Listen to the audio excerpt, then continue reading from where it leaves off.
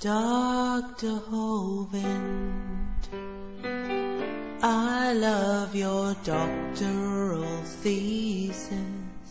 I've torn it to pieces with house and gaffle.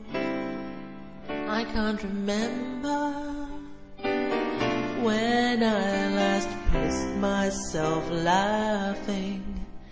It's a good thing the thesis mopped the piss off the floor.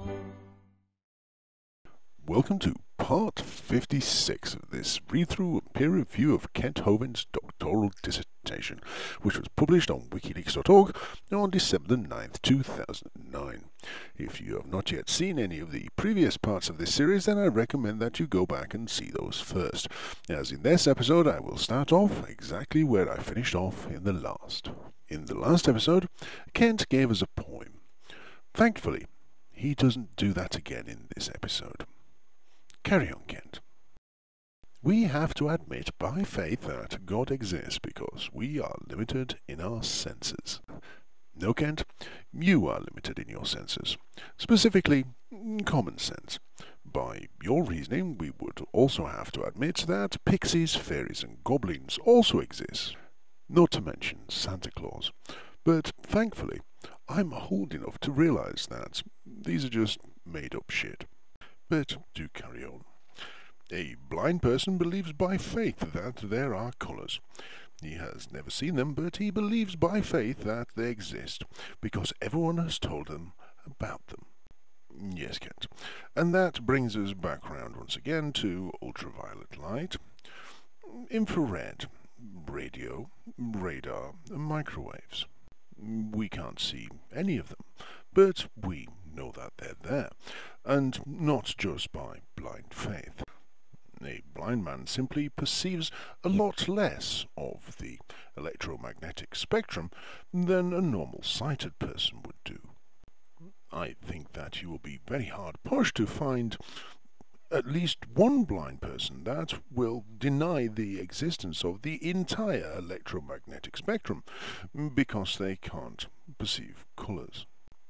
You see, Kent, unlike your God, there isn't a more scientific, rational explanation of colours held only by blind people. And not seeing colours, not seeing the visible part of the electromagnetic spectrum, will not have eternal consequences that require you to live like a Bronze Age goat herder, in persistent fear of a magic man up in the clouds. But do carry on. I believe by faith that there is a God. That's because you're an asshole. I believe that there is no time in heaven. Good for you, Kent. It's irrelevant. Assigning a attribute to an imaginary place has no bearing on science and the world around us. Anyhow, people ask, where was God before the creation? How long did he wait before the Garden of Eden, before he created man? Well, you are back to the same argument. Yes, Kent, because you made that exact same argument 2 pages ago. God didn't wait any time at all. There wasn't any time, and I can't explain it other than to say that's the way it is. And not only can you not explain it, Kent, you don't appear to be able to justify that statement either. But whatever. It's been explained like this. Oh, this is going to be good. This is going to be so good. Once upon a time, there was a time when there was no time. God didn't wait a long time before creating Adam and Eve. He started time when he created the earth. To answer the question, what did God do for billions of years? There weren't billions of years before or after the creation. After this is over, we will go back to a different dimension, beyond our current capacity to understand, called eternity. Kent, we must be in eternity right now, because I don't understand anything that you've just said. It all sounded like contrived bollocks to me. And I'm sure the viewer, the reader, is agreeing with me right now. But we'll let you carry on. Back to the question, how old is the Earth? Oh, thank fuck for that. You've just wasted 8 pages of fuzzy ramblings and circular logic and explained all with mystical bullshit. So let's get back to the question at hand, Kent? According to the Bible times given in Genesis chapter 5 verse 11 and the chronologies given in many other places in the Bible, the date for the creation was about 4000 BC. Kent, the next time somebody tells you to go look something up in a book, can you please choose a book that is a little more relevant to the subject at hand? You see, Kent, to answer the question presently at hand, you will probably find a book on modern geology a lot more useful than a book full of Bronze Age fables, made up by primitive people who were just having a wild guess. Do carry on. By adding up the fact that Adam was 130 years old when Seth was born, and how old Seth was when his son was born, and so on, we can come up with a fairly accurate time. Yes, Kent, because it's a well-known fact that 130-year-old men conceive children.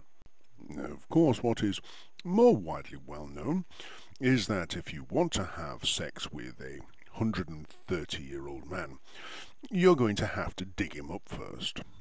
As for accuracy, well, I'm afraid I'll have to reserve judgment on that right now. Kent continues. That would be about 6,000 years ago. Right. About 4,000 years after the last ice age. An ice age that we have incredibly good evidence for. And note that I said the last ice age, because there were ice ages before that we also have pretty good evidence for. But do go on. Not one of those fellows that says that Adam was created on April the 7th at 4 p.m. I don't know the exact time. I would say that 4000 BC is probably within a couple of 100 years. Okay, Kent, not a stickler for accuracy then, are you? Go on. I contend that the Earth is 6 or 7,000 years old. Bloody hell, Kent, absolutely not a stickler for accuracy. There may be some slight error. No shit, Kent. I'd say, by your figures, an error of, give or take, 15%. Or if you go by the scientifically verifiable age of the Earth, 4.3 to 4.4 billion years, an error of 99.999998%. But continue. For instance, was Adam 130.5 years old when Seth was born? Are the dates rounded up to the nearest year? Was it on his birthday when his son was born? Did they use a year like us? Did they use a solar year, 365.25 days? Did they use a Hebrew calendar, 360 days? There are some slight possibilities for some minor changes, but nothing that accounts for billions of years. That's right, Kent. So, unless you can find an extra 4.3 billion years from somewhere, I would say that your age of the Earth is so wildly inaccurate that it's no small wonder that people laugh at you when you try to prove that it's real.